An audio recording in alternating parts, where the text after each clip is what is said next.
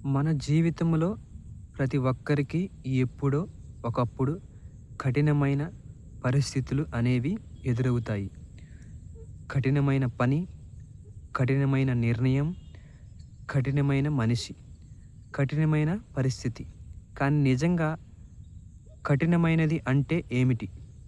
అది మన శత్రువా లేక మన గురువా?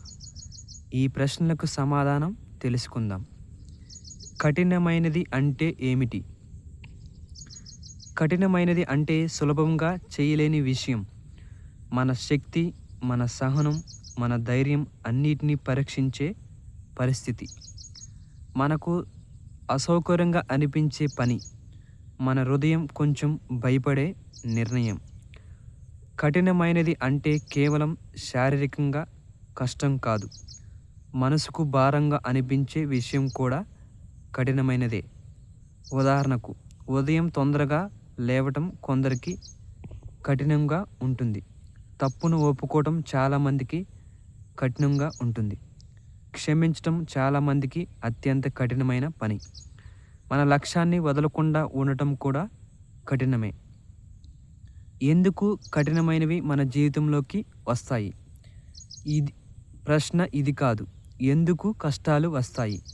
ప్రశ్న అవి వచ్చినప్పుడు మనం ఎలా మారతాం? కఠినమైన పరిస్థితులు మన బలాన్ని బయటకు తీస్తాయి. సులభమైన దారిలో నడిచినప్పుడు మనకు కొత్తగా ఏమీ రాదు. కానీ కఠినమైన దారిలో నడిచినప్పుడు మనలోని సహనం పెరుగుతుంది, మనలోని నమ్మకం పెరుగుతుంది, మనలోని ధైర్యం పెరుగుతుంది.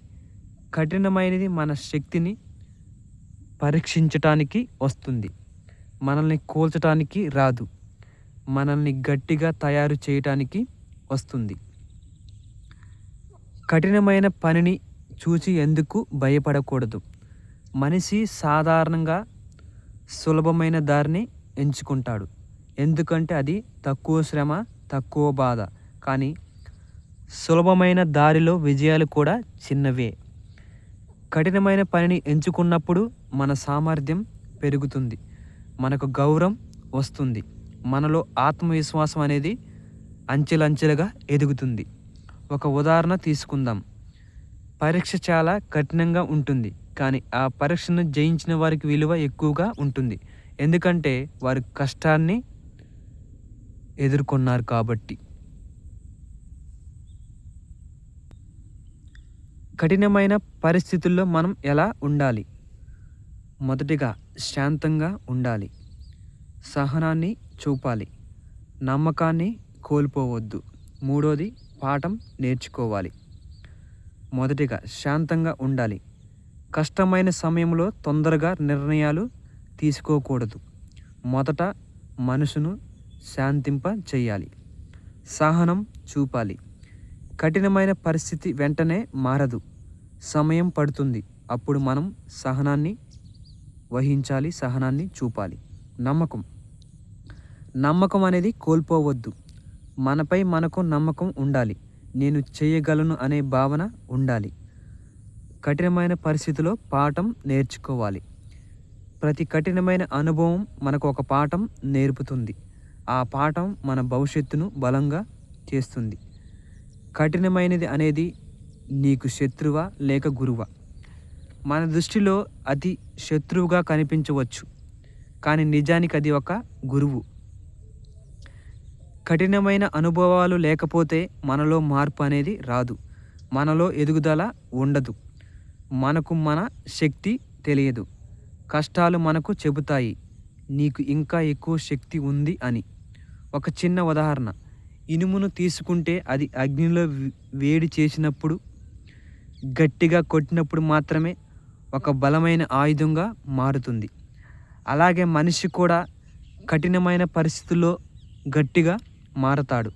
కష్టాలని మనల్ని తయారు చేస్తాయి. కఠినమైన నిర్ణయాలు. జీవితంలో కొన్ని నిర్ణయాలు చాలా కఠినంగా ఉంటాయి. సరైన దారిని ఎంచుకునేటప్పుడు, తప్పును ఒప్పుకునేటప్పుడు, తప్పు సంబంధాలను వదలటం, మన లక్ష్యాన్ని ఎంచుకోవటం. కానీ గుర్తుంచుకోండి, సరైన నిర్ణయం చాలాసార్లు కఠినంగానే ఉంటుంది. సులభమైనది చాలాసార్లు తప్పే అవుతుంది. కఠినమైనది మన విజయానికి మెట్టు. ప్రతి విజయం మనిషి జీవితంలో ఎంతో కఠినమైన అనుభవాలు ఉంటాయి. వారు ఓడిపోలేదు, వారు ఆ కష్టాన్నించి నేర్చుకున్నారు. కఠినమైనది ఒక అడ్డంకి కాదు, అది ఒక మెట్టు. ఆ మెట్టుపై ఎక్కితే మనం పైకి చేరగలం. మీ జీవితంలో ఏదైనా కఠినంగా అనిపిస్తే దాన్ని దూరం పెట్టకండి, దానిని ఎదుర్కోండి. ఎందుకంటే కఠినమైనదే మనల్ని బలంగా చేస్తుంది. కఠినమైనదే మన విలువను పెంచుతుంది. కఠినమైనది మన విజయానికి అర్థవంతంగా చేస్తుంది. కష్టం వచ్చినప్పుడు ఇలా అనుకోండి, ఇది నన్ను కూల్చటానికి రాలేదు, ఇది నన్ను గట్టిగా చేయటానికి వచ్చింది అని నీకు నీవు చెప్పుకో. మీ జీవితంలో ఉన్న కఠినమైన విషయాన్ని ఒక అవకాశంగా మార్చుకోండి. అప్పుడు మీరు చూపే మార్పు అద్భుతంగా ఉంటుంది.